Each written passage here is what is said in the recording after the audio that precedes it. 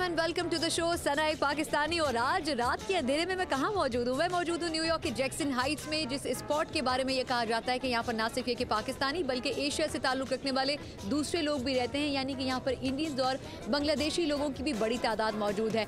इस स्ट्रीट के बारे में ये मशहूर है कि यहाँ पर एशियन खाने बहुत ज़बरदस्त मिलते हैं और एशियन कम्युनिटी यहाँ पर आपको रात गए देर तक सड़कों पर घूमती हुई नजर भी आती है।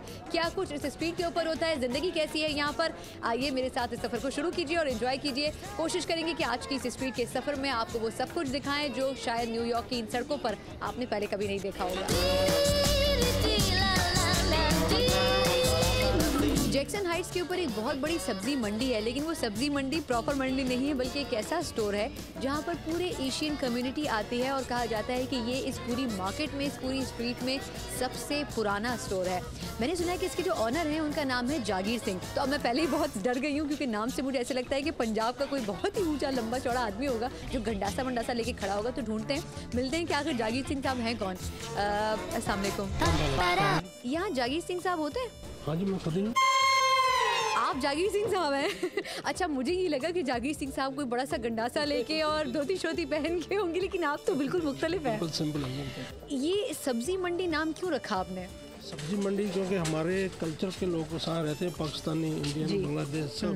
तो जहाँ हमने 20 साल पहले जो स्टोर खोला था कि हमने महसूस की ये कमी कि हम सब हमारे बड़े कल्चर की चीज़ें सब इंडिया पाकिस्तान में जैसे हम रहते हैं खाते हैं, उस वजह से हमने ये नाम सब्जी मंडी रखा। पहले तो ये बताएं, हिंदुस्तान के कौन से इलाके से आपका ताल्लुक है? पंजाब से हैं, जिला जलंधर से। अच्छा, ज़बरदस्त। कुछ लोगों ने कहा कि उस स्टोर में ज़रूर जाइए क्योंकि उस स्टोर का जो रेट है वो बड़ा रीजनेबल है, इसलिए हम ज़्यादातर लोग उस स्टोर को प्रेफर करते हैं। हम सबसे पुराने हैं, हमारी चेन ऑफ स्टोर है, सो हम रीजनेबल प्राइस से खरीदते हैं और इसीलिए रीजनेबल प्राइस से बेचते हैं विद क्वालिटी।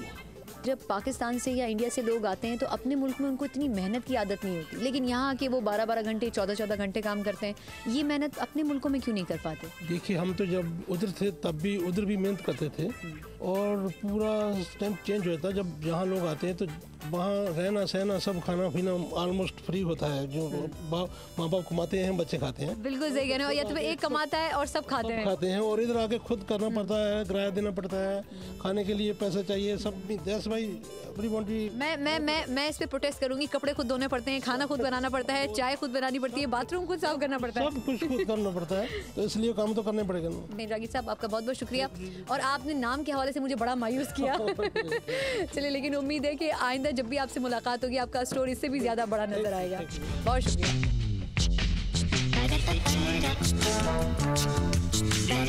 न्यूयॉर्क आने के बाद अगर जैक्सन हाइट आप ना आए तो फिर इसका मतलब ये है कि आपने पूरा न्यूयॉर्क देखा ही नहीं। उसकी वजह यह है कि कॉनी आइलैंड के अलावा ये वो वाहिद ऐसी जगह है पूरे न्यूयॉर्क में जहाँ पर पाकिस्तानी रेस्टोरेंट्स बहुत बड़ी तादाद में मौजूद है और पाकिस्तानी भी यहाँ पर खूब पाकिस्तानी खानों का मजा लेते हैं। अंदर क्या कुछ बना है और क्या हम भी कुछ ट्राई कर सकते हैं या नहीं, आइए आपको दिखाते हैं।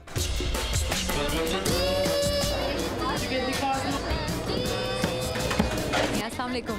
वालेकुम अस्सलाम। कहाँ से ताल्लुक है आप लोगों का? पाकिस्तान, लाहौर से। अच्छा, तो आप लाहौर से हैं, इसीलिए आप ज़रा कुछ लाहौरी खाने भी खा रही हैं? जी बिल्कुल। अच्छा, यहाँ पर कितने अरसे से इस रेस्टोरेंट में आ रहे हैं? मैं यहाँ ब्रुकलिन में पैदा हुई थी और मेरे मम्मी डैडी मुझे यहाँ लेकर आते थे। मुझे यहाँ पे बहुत सारी प्यारी प्यारी कुछ लड़कियाँ नज़र आ रही हैं, उनके साथ उनके अम्मी अब्बू भी शायद हैं और मैं बात करने की कोशिश करती हूँ। अस्सलाम वालेकुम। क्या मैं आप लोगों को तंग कर सकती हूँ? अभी तो खाना नहीं आया। असल में वो जो टेबल थी ना, वो लोग खाना खा रहे थे तो वो बात ही नहीं कर रहे थे। तो मैंने कहा उनका खाना ख़राब नहीं करूँ। कहाँ से आप लोगों का ताल्लुक है? ज़बरदस्त। तो आपका ताल्लुक वैसे पाकिस्तान में किस शहर से है? पाकिस्तान सियालकोट से है। दरबार इमाम साहब के पास रहते हैं हम लोग। तो वहाँ से यहाँ पर मूव होने के बाद कभी ऐसा लगा कि अपने मुल्क का बहुत ही कोई ऐसी जगह जिसको आप बहुत मिस करते हो? ज़ाहिर है, अपने वतन को तो मिस करना ही पड़ता है। अच्छा, ये जो आजकल की जनरेशन है, ये आपके जो दूसरे बच्चे, ये इस बात को रियलाइज़ करते हैं कि अपने वतन जैसा कोई वतन नहीं होता? जी हाँ जी, एक्चुअली वो बोर्न कुवैत से हैं, लेकिन फिर भी अपने वतन को अपना वतन ही समझते हैं और उसके लिए अपनी जान भी हाजिर है उनके लिए।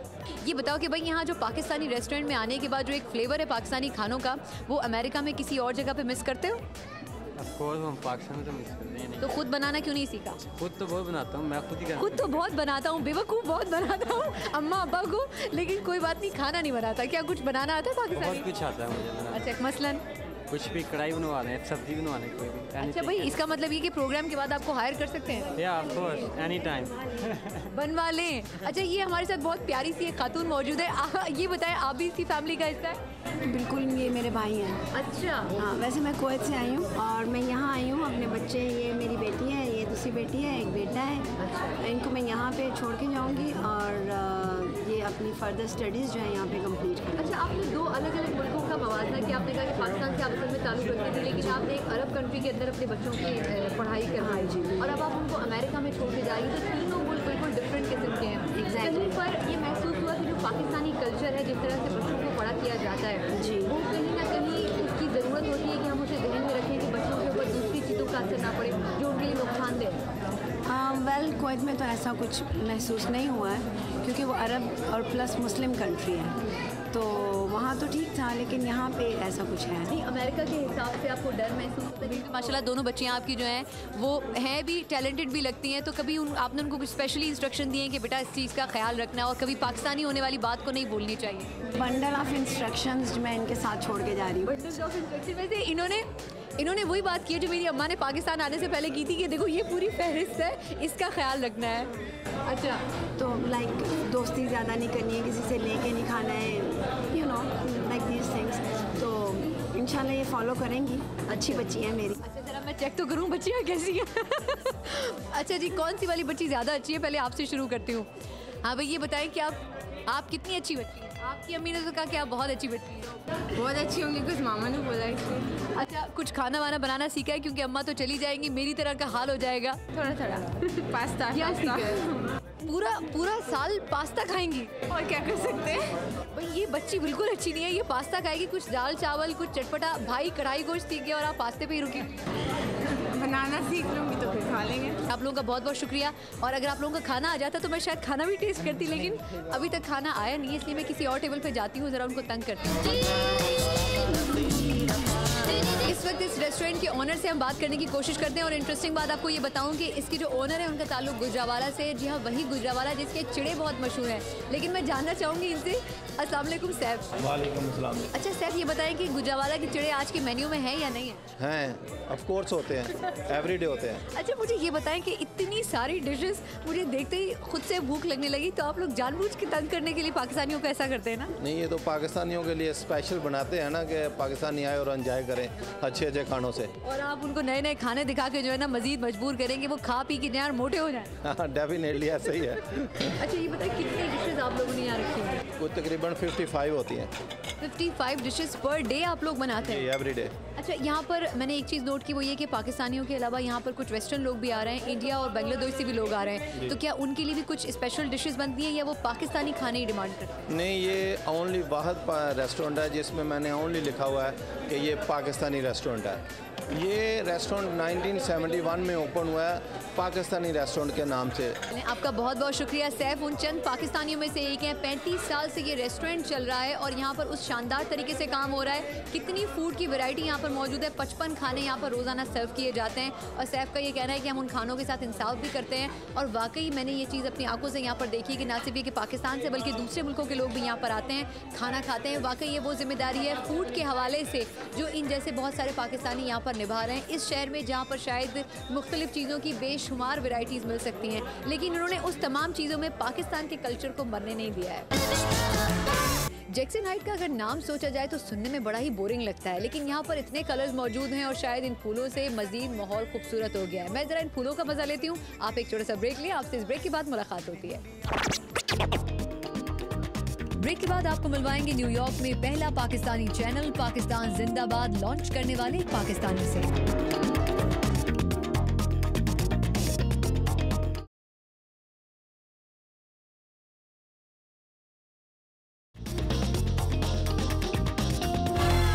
अमेरिका का दिल कहा जाता है न्यूयॉर्क को, लेकिन यहाँ पर कुछ ऐसी भी पाकिस्तानी शख्सियात हैं जो यहाँ पर मौजूद पाकिस्तानी कम्युनिटी का दिल समझी जाती हैं, उसकी जान समझी जाती हैं। ऐसी एक शख्सियत हमारे साथ इस वक्त मौजूद है जिसका नाम है बशीर कमर। पाकिस्तानी कम्युनिटी में यहाँ पर ये कितना अहम रोल प्ले कर रही है, इनसे बात करना और इनसे जानने की भी कोशिश करेंगे, और इनसे मुलाकात खुद मेरे लिए एक एजाज़ है। कमर साहब, कैसे हैं आप? बिल्कुल ठीक हो, thank you very much Sana and welcome to New York. बहुत बहुत शुक्रिया। वैसे न्यूयॉर्क शहर मुझे वैसे तो बहुत पसंद आया, लेकिन मैंने यहाँ आने के बाद चंद एक लोगों की बहुत तारीफ सुनी पाकिस्तानी कम्युनिटी में काम करने के हवाले से, उसमें से आप एक हैं। ये बताएं आखिर पाकिस्तानियों के लिए इतनी मेहनत, इतनी स्ट्रगल आपने कैसे की? सना बात यह है कि बहुत सारी तहरीकें हैं और बहुत सारे काम इंसान ज़िंदगी में शुरू करता है और वक्त के साथ साथ उसकी अफादियत और अहमियत का अंदाज़ा लोगों को होता है। अच्छा, एक बड़ी अच्छी बात यह है वो ये कि जब मैंने इनके बारे में सुना तो मुझे साथ में ये भी बताया गया कि ये वो पहले पाकिस्तानी थे जिन्होंने न्यूयॉर्क के अंदर एक पाकिस्तानी चैनल की बुनियाद रखी और उसका नाम बड़ा दिलचस्प था। उसका नाम क्या था कमर साहब? पाकिस्तान जिंदाबाद। क्या बात है, ये नाम क्यों रखा आपने? दरअसल पाकिस्तान जिंदाबाद एक नारा है। जब मैं अपने प्रोग्राम को पेश किया करता था तो हर लम्हे मुझे ऐसा लगता था कि मैं एक उस नारे और अज़्म के साथ पाकिस्तान जिंदाबाद को जो है आवाम के सामने पेश करता हूँ। अच्छा, एक बात मैं आपसे ज़रूर समझना चाहूँगी, वो ये कि पाकिस्तान के अंदर अभी जो यूथ है जो चाहता है कि अपने मुल्क की खिदमत करे, ख्वाब उनके बहुत हैं, कौम के लिए कुछ करना चाहते हैं, मुल्क के लिए कुछ करना चाहते हैं, एक वो रास्ते जो डायरेक्शन है उनको वो क्लियर नहीं हो पाती है। आप जब यहाँ पर आए आपके भी कुछ ख्वाब थे, आपने कुछ डायरेक्शन चुनी और उसके बाद आप चल पड़े, उनको कैसे पता चलेगा कि ये जो रास्ता है ये हमारे लिए और हमारे मुल्क के लिए बेहतर है?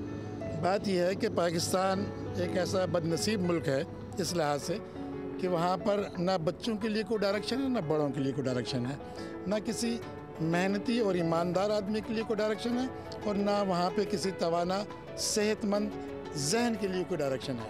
ओवरसीज़ पाकिस्तानी एक ख्वाहिश रखते हैं कि पाकिस्तान में एजुकेशन के तरफ जो ना वो उनकी मदद जाए, लेकिन बदनसीबी से वहाँ पर काम करने वाले लोग जो हैं वो इतने अच्छे नहीं हैं जो उनको सपोर्ट नहीं करते। लेकिन यहाँ पर आप देखें एजुकेशन में आकर जितने जैसे शहजाद राय है और बहुत सारे लोग हैं जो एजुकेशन के शोबे में ज़रा सा भी काम करते हैं, यहाँ पर उनके बड़े बड़े फंड रेजिंग होते हैं और पूरी कम्युनिटी यहाँ पर पाकिस्तानी कौम उनको सपोर्ट करती है। लोग चाहते हैं कि पाकिस्तान में इनकलाब आए, लेकिन तालीम के ज़रिए इनकलाब आए। अच्छा, एजुकेशन की आपने बात की तो मैं आपको ये बताऊं कि पाकिस्तानी सिर्फ एजुकेशन में आगे नहीं आ रहे हैं, लेकिन कभी कभी खेल कूद में भी पाकिस्तानी आगे आ जाते हैं। न्यूयॉर्क के अंदर क्रिकेट के हवाले से कितना क्रेज़ पाया जाता है और ख़ासतौर पर पाकिस्तानी कम्युनिटी में कितना क्रेज़ पाया जाता है, इस हवाले से हमारी रिपोर्टर बता रही हैं आपको मज़ीद क्या कुछ न्यूयॉर्क में क्रिकेट से मुताल्लिक हो रहा है।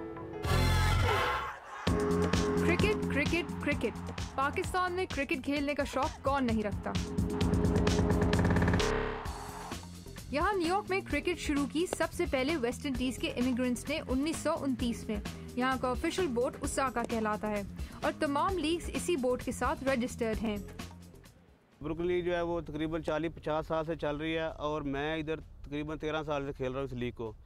और इस लीग में मैंने देखा है कि पाकिस्तान और वेस्ट इंडीज से जो भी अच्छे फर्स्ट क्लास प्लेयर आते हैं वो इधर खेलते हैं आकर। मरीन पार्क में आज डे टीम्स का मुकाबला हो रहा है, एक ट्रैवल ट्रीट और दूसरी क्वींसबरी। यहाँ की पहली क्रिकेट टीम बनाई थी मोहम्मद हुसैन ने। जब 1986 में मैं आया था तो उसमें 3-4 लड़के ही हम पाकिस्तानी खेलते थे। तो हमारी क्लब है ब्रुकलिन लीग में, इसका नाम ट्रैवल ट्रीट है और यहाँ पर ये क्लब तकरीबन पिछले 15 साल से खेल रही है। उससे पहले हम पाकिस्तान के नाम से क्रिकेट खेलते थे। इसमें काफ़ी पाकिस्तान के बेस्ट प्लेयर भी आके खेले हैं, जिसमें इस वक्त पाकिस्तान का नासिर जमशेद जो ओपनर है पाकिस्तानी टीम से खेलता, वो मेरे पास आके खेलता रहा है। यहाँ गेम्स काफ़ी इंटेंस होते हैं। इनफैक्ट एक प्लेयर ने मुझे बताया कि यहाँ पाकिस्तानी टीम्स एक दूसरे से बहुत सख्त मुकाबला करती हैं, जबकि वेस्ट इंडीज की टीम से तो ये मुकाबले और भी सख्त होते हैं। ये सब प्लेयर्स शौकिया क्रिकेट खेलते हैं क्योंकि इन लीग्स में खेलने के लिए इन्हें कोई पैसा नहीं मिलता। मैं एक टैक्स अकाउंटेंट हूँ और ब्रुकलिन में एक प्राइवेट फर्म के साथ काम करता हूँ। दूसरे तमाम players construction, postal services, teaching, banking और दूसरी हर तरह की फील्ड से आते हैं।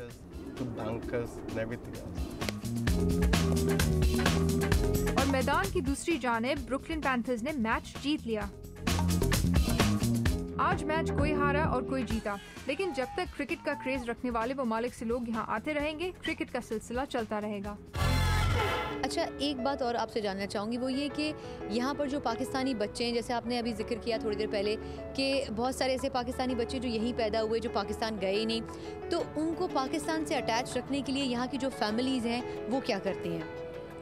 देखिए, एक तो ये है कि उनके घरों के माहौल, लोगों से मेल जोल और इस्लामिक सेंटर, मसाजिद में जाना एक अहम राब्ता है। दूसरे लोगों के साथ, कम्युनिटीज़ के साथ और फैमिलीज़ के साथ। उसके अलावा यहाँ पर बेशुमार दूसरी ऐसी तकारीब होती हैं, जैसे पाकिस्तान डे के हवाले से यौम करारदाद पाकिस्तान, इंडिपेंडेंस डे और 6 सितंबर, ऐसी बहुत सारी तकारीब होती हैं, मुशायरे होते हैं यहाँ पर और चांद रातें होती हैं, मेले होते हैं। आज से कोई 20 साल पहले, 15 साल पहले मेरी बेटी बहुत छोटी थी और चांद रात का एक तस्वुर है, तो वो रो रही थी। बच्चियों में बड़ा तस्वुर पाया जाता है, बड़ी तैयारी होती है। तो फिर न्यूयॉर्क में मैंने चांद रात की बुनियाद रखी।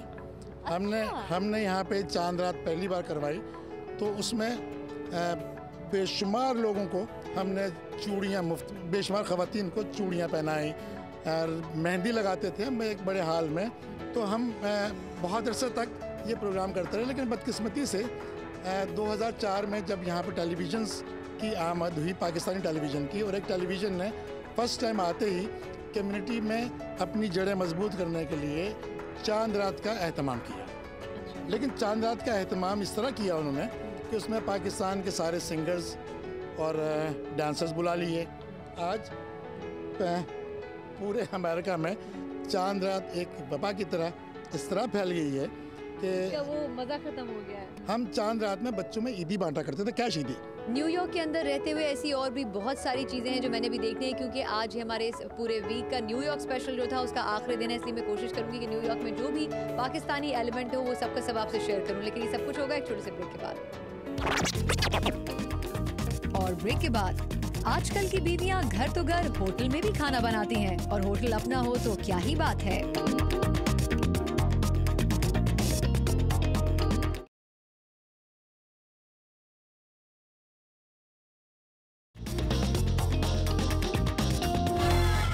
जैक्सन हाइट में एक ऐसी शॉप में आपको लिए चलती हूँ जिसके बारे में कहा जाता है कि ना सिर्फ ये कि इसे ख़वातीन चलाती हैं, बल्कि इसकी जो ऑनर है वो भी खातून से और उनका ताल्लुक पाकिस्तान से। उनसे मिलते हैं और उनसे पूछते हैं कि क्या वो वाकई अभी पाकिस्तान को मिस करती हैं। इस शॉप में वैसे मुझे काफ़ी सारी मुख्तलिफ चीज़ें नज़र आ रही हैं, लेकिन जो इसकी ऑनर है इनसे बात करते हैं। अस्सलाम वालेकुम। ग़ालिबन आपका ताल्लुक भी पाकिस्तान से ही है? जी जी बिल्कुल। कहाँ से ताल्लुक़ रखते हैं, किस शहर से? मैं लाहौर से। तो ये ख्याल कैसे आया कि इस जैसी जगह पे, इस स्ट्रीट के ऊपर एक शॉप खोलें और उसको खुद चलाएं? मेरे हस्बैंड ने मुझे बहुत सपोर्ट किया है इस बिज़नेस को डेवलप करने के लिए, और वो बिलीव करते हैं कि वुमेन मस्ट कम फॉरवर्ड और मतलब हेल्पफुल होएं इस कम्युनिटी के लिए। ऐसा नहीं है कि सिर्फ घर बैठे रहो और just look like other people. अच्छा, हमारे यहाँ पाकिस्तानी ख़वातीन को बहुत कुर्सियाँ तोड़ने की और बेड तोड़ने की आदत होती है, आराम करने की बड़ी आदत होती है, लेकिन आपने खुद सोचा कि मैं एक बिज़नेस शुरू करूँ, और माशाल्लाह आप लोगों ने बहुत ज़बरदस्त शॉप भी खोली हुई है। कितनी वैरायटी यहाँ पर मिलती है, क्योंकि बाहर के जो लोग हैं मैंने देखा कि इंडिया से और बांग्लादेश से भी हैं। इसमें सिर्फ हमने पाकिस्तानी को फोकस नहीं किया, इसमें Pakistan, India, Bangladesh, Nepal, Tibet, Burmese, for everybody और from all the diverse communities. अच्छा, यहाँ आपने सारे काम करने वाली भी ख़वातीन रखी हैं, इसकी कोई ख़ास वजह? क्योंकि मैं खुद एक औरत हूँ। वैसे ये बड़ी गलत फ़िलॉसफी है कि ख़वातीन जो है वो ख़वातीन को आगे नहीं आने देती। देखिए इन्होंने सारी ख़वातीन एम्प्लॉयज़ रखी हुई। चले हम आपकी जो शॉप है उसमें आगे एक पान का भी कॉर्नर है, हम वहाँ ज़रा जाते हैं और देखते हैं कि वहाँ पे कितना अच्छा पान बनता है। नमस्ते। अच्छा ये बताएं कि हिंदी समझती? Little bit. तो बिग बिट कौन समझाएगा? आपको आती है? हैदराबाद के खाने बहुत अच्छे होते हैं। आप लोग पान की दुकान खोल के बैठे में, आप लोगों ने खानों की दुकान क्यों नहीं खोली? मैं ज़रा एक पान ट्राई करना चाहूँगी यहाँ पे। इसको क्या हैदराबादी पान कहेंगे या कौन सा पान कहेंगे? मीठा पान कहेंगे ना? हाँ, तंबाकू वाला पान नहीं बनाना आपने। ये पूरा मैं खाऊं? नहीं, मैं ये अभी नहीं खाऊंगी, ये बहुत बड़ा है। अगर मैंने खा लिया तो मैं बोल नहीं सकूंगी। ऐसा करें, मुझे इसको पैक करके दे दें।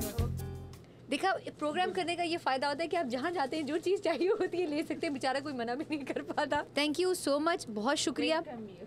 वेलकम यू, मेरी जैसी इंग्लिश बोलती है। अच्छा जी, इस शॉप के अंदर आने के बाद मुझे खुशी इस बात की है कि ये शॉप एक ऐसी खातून की तरफ से चलाई जा रही है जो कि लाहौर से और पाकिस्तान से ताल्लुक़ रखती हैं, और इस पूरी स्ट्रीट के ऊपर ये वाहिद पाकिस्तानी खातून है जो कि किसी शॉप को चला रही हैं। बहुत बहुत शुक्रिया।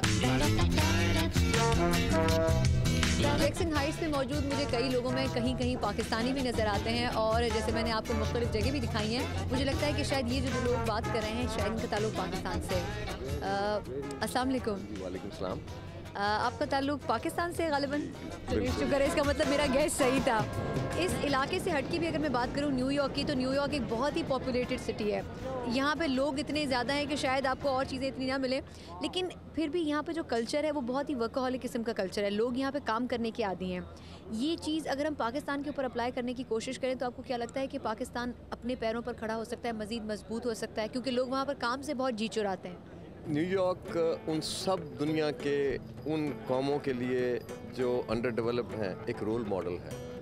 और अगर न्यूयॉर्क की लाइफ को देखा जाए तो हर मुल्क का, हर ज़ुबान बोलने वाला, हर मज़हब से ताल्लुक़ रखने वाला आदमी आपको मिलेगा। और जहाँ आप खड़ी हैं यहाँ पे 140 ज़ुबानें बोली जाती हैं। This is the most diverse neighbourhood of New York city. और इसकी सबसे बड़ी खूबी है कि जिस जगह हम खड़े हैं इसको डाइवर्सिटी प्लाजा बोलते हैं। अच्छा, ये मुझे नहीं पता। And this diversity plaza is just recently established and declared as a diversity plaza, and I'm saying this diversity plaza is a gateway to the world। मैं ये समझता हूँ कि जब आप इस मुल्क में आते हैं तो आपको सारी फ्रीडम मिलती है, फ्रीडम ऑफ स्पीच मिलती है, फ्रीडम ऑफ चूजिंग एक एक्सप्रेशन मिलता है, और आपको प्रोफेशन का फ्रीडम मिलता है, रिलीजियस फ्रीडम मिलता है। जब ये सारे फ्रीडम आपको मिलते हैं, किस वजह से मिलते हैं कि लॉ इज़ सुप्रीम। और जब किसी शहर में, किसी मुल्क में, किसी खित्ते में कानून की हुक्मरानी होती है तो फिर ऐसा ही समाज तश्कील पाता है जैसा कि इस न्यूयॉर्क में है। सब मुश्किलों के बावजूद, सब ख़तरों के बावजूद। इसके लिए आप लोगों ने क्या अपने इंडिविजुअल सतह के ऊपर कुछ ऑर्गेनाइजेशंस वगैरह कुछ काम किए हैं? मैं उसी की तरफ जा रहा हूँ। हमने यहाँ पे एक ऑर्गेनाइजेशन फाउंड की है। I am the founder of that organization. उसका नाम है सुखी न्यूयॉर्क। और सुखी मतलब वो चैन सुख वाला सुखी जी। उस सुखी को अगर आप इंग्लिश में देखें तो it stands for social uplift through knowledge and hope initiatives. और अगर आप उसका वैसे मतलब देखें, हिंदी में, पंजाबी में, बंगाली में, नेपाली में, तमाम ज़बानों में ये लफ्ज़ कॉमन बोला जाता है। दुनिया की एक 1.5 बिलियन पॉपुलेशन इस लफ्ज़ को बोलती है, और इंग्लिश में इसको हैप्पीनेस और प्रॉस्पेरिटी बोलते हैं। और इस ऑर्गेनाइजेशन को जब मैंने 2 महीने पहले इसकी बिगनिंग की with the help of the councilman in this neighbourhood, Daniel Drum, who helped us a lot to bring all the communities together. And उसकी जो बिगनिंग है वो इसी डाइवर्सिटी प्लाजा में, there we had a stage here under these lights, और we had 5 days and nights event which was an Eid Bazaar, चांद रात and Eid festival. And it was a great event जिसमें ना सिर्फ मुसलमान मुल्कों के जो नेबरहुड्स की डाइवर्स कम्युनिटीज़ के लोग हैं वो शामिल थे। मैं ये कहूँगा इसमें क्रिश्चियंस भी थे, ईसाई भी थे, जूस भी थे, सिख भी थे, और तमाम नेशनलिटीज़ के लोग इस जगह ईद के दिन हमारे साथ डांस कर रहे थे। ये मेरा ख्याल है कि इससे बड़ी एग्जाम्पल आपको कहीं नहीं मिलेगी, पूरी दुनिया में नहीं मिलेगी कि कैसे हमने एक ईद को सेलिब्रेट किया। और इट वॉज अ हिस्टोरिक हमें वाकई आपको जैसे पाकिस्तानी के ऊपर प्राउड महसूस करना चाहिए। वो इसलिए क्योंकि ये वाहिद पाकिस्तानी थे जिन्होंने इस एरिया में खास तौर पे, जहाँ पर मुझे पाकिस्तानी इतने नज़र नहीं आए लेकिन इंडियंस और बंगाली और दूसरे कंट्रीज़ के लोग ज़्यादा नज़र आए, इन्होंने एक ऐसा प्लेटफॉर्म बनाया जहाँ पर पाकिस्तानियों के साथ साथ दूसरे मुल्कों के लोग भी इकट्ठे हुए, और वो जगह, वो रिश्ते जिनमें शायद थोड़े से फासले पैदा हो गए थे, उनको कम करने की कोशिश की गई। हम में से शायद बहुत से पाकिस्तानी अपने मुल्क में रहते हुए गिले शिकवे रखते हैं अपने बहन भाइयों से, लेकिन अगर ये लोग दूसरे मुल्कों के लिए दोस्ती का हाथ बढ़ा सकते हैं तो हम अपने मुल्क में रहते हुए अपने बहन भाइयों की तरफ दोस्ती का हाथ नहीं बढ़ा सकते। ये लोग हमारे लिए बेइज्जत हैं।